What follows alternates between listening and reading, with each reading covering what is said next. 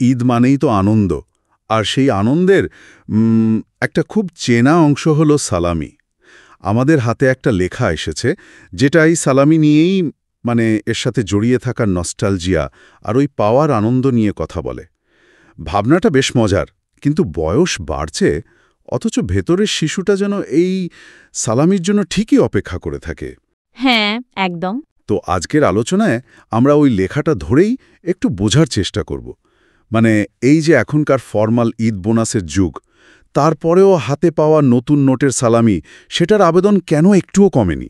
কিভাবে ছোটবেলার সেই বলা যায় সালামি লোভী মনটা আজও আমাদের মধ্যে বেঁচে আছে? চলুন একটু গভীরে যাই। চলুন। লেখাটা পড়তে গিয়ে না আমার নিজের ছোটবেলার কথা খুব মনে পড়ছিল। ঈদে সালামি পাওয়াটা সেটা ছিল উৎসবের ভেতরে আরেকটা উৎসব। ঠিক।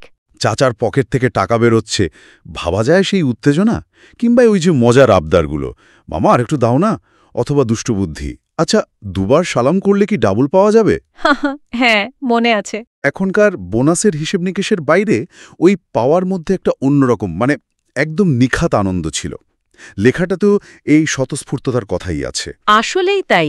আর এই যে নস্টালজিয়া, এটা টিকে থাকার কারণটা কিন্তু বেশ গভীর। এটা শুধু টাকা পাওয়ার আনন্দ নয়, আসলে ওই টাকার মাধ্যমে আমরা পেতাম স্নেহ, ভালোবাসা। ঠিক।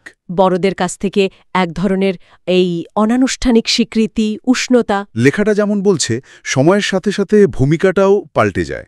যে একসময় নিত, সেই হয়তো এখন দেয়। হ্যাঁ হ্যাঁ, কিন্তু দেওয়ার মধ্যেও একটা অদ্ভুত ভালো লাগা কাজ করে। দিতেও ভালো লাগে, কথাটা খুব সত্যি।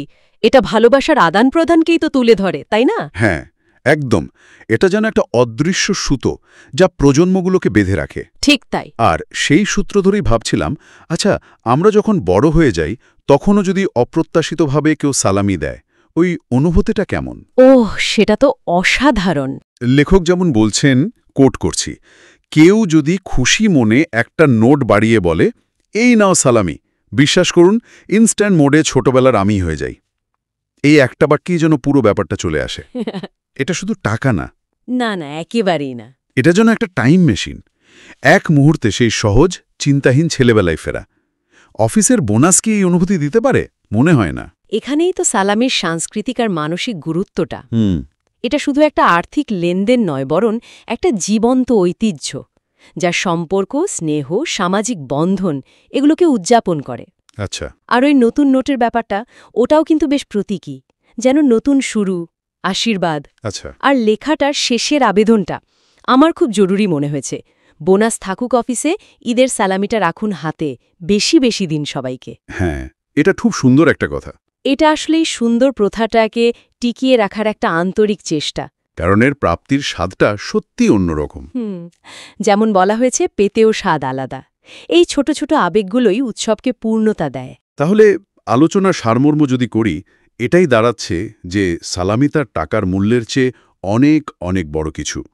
এটা স্মৃতি, সম্পর্ক, নস্টালজিয়া আর ঈদের যে বিশুদ্ধ আনন্দ, তারই একটা শক্তিশালী মিশ্রণ। একদম।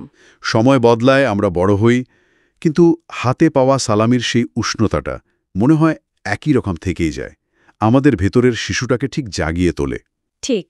আর এই ভাবনাটাই একটা প্রশ্ন উস্কে দেয় মনে।